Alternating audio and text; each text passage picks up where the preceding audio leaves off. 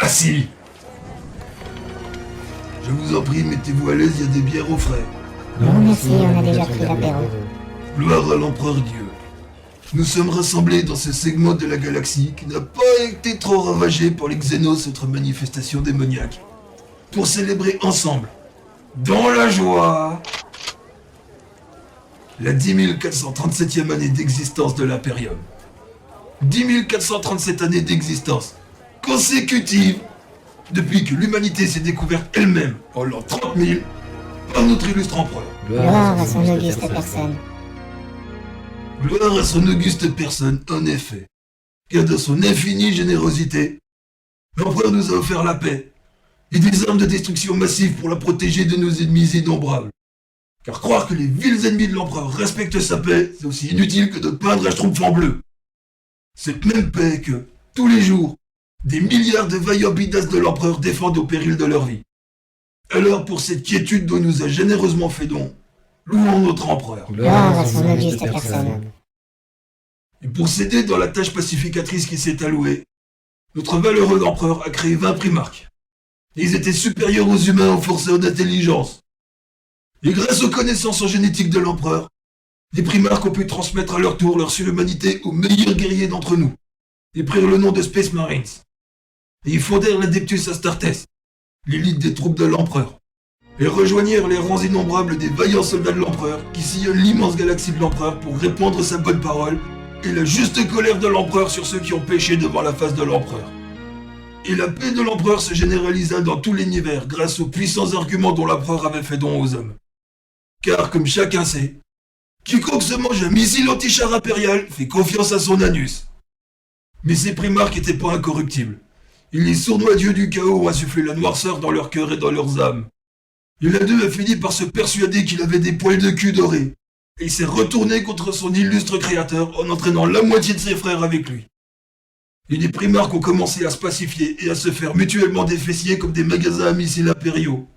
Et le frère se battait contre le frère, et l'ami se battait contre l'ami. Jusqu'à ce que l'empereur en eût ras la cafetière de ses petits morveux, et surtout de Horus, le chef de la subordination. Car à ce stade-là, l'empereur faisait vaguement ressembler à une cocotte minute, le sifflement en moins, mais une jolie couleur rouge en plus.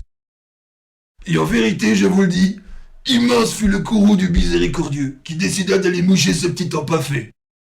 Et au cours d'une terrible bataille, Horus se prit une baffe aussi retentissante qu'un juron dans une église, qui lui valut de figurer sur la couverture du Guinness des martyrs. Voilà ce qui arrive à ceux qui veulent péter plus haut que l'empereur. Maudit soit ce petit empaffé. Mais alors que les survivants de la rébellion se replièrent dans la dimension des dieux du chaos, l'empereur partit d'une canne de tout à faire frémir de honte le plus acharné des tuberculeux. Car dans la bataille, il avait reçu un coup mortel. Et l'Adeptus Mechanicus, l'espèce de ministère de la technologie, construisit le Trône d'Or.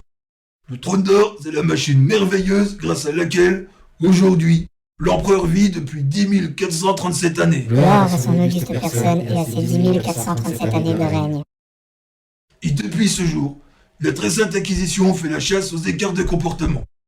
Et l'Ordoxénos, le département inquisitorial qui traque les manifestations non humaines au sein de l'Imperium, réquisitionne les vaillants Space Marines de l'empereur pour s'aider dans sa pacification quotidienne.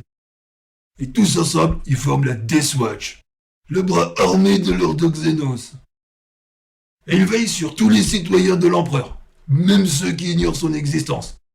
Car dans la galaxie, il existe encore des hommes qui savent pas que le glorieux empereur a combattu le chaos. Et ils comprennent pas, tant est grande leur ignorance, que l'empereur a été mortellement blessé pour eux, et que depuis, son sacrifice est de vivre comme le leur est de mourir. Aussi, glorieux empereur, nous te supplions de veiller sur tes héros de la Death Watch. Des héros tels que l'acquisiteur des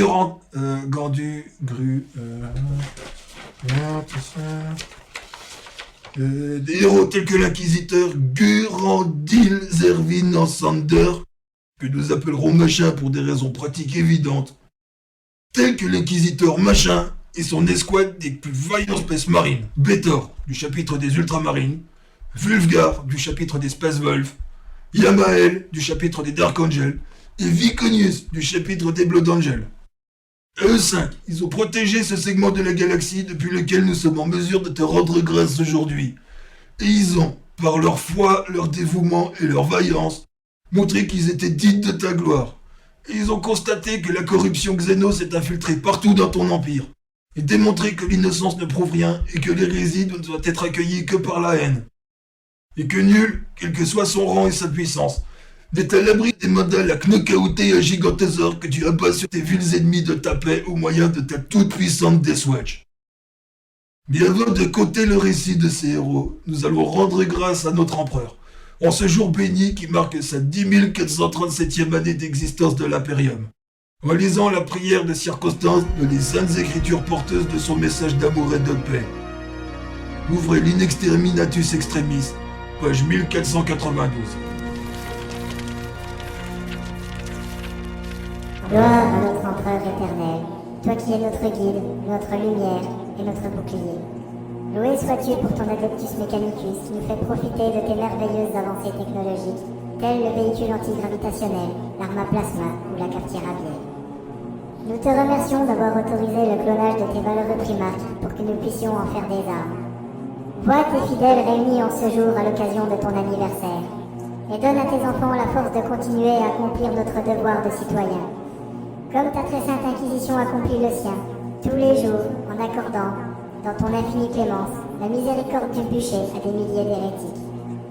Ce devoir au nom duquel, tous les jours, tes fidèles officiers exécutent les indolents, les couards et les peureux qui infestent les rangs de ton armée.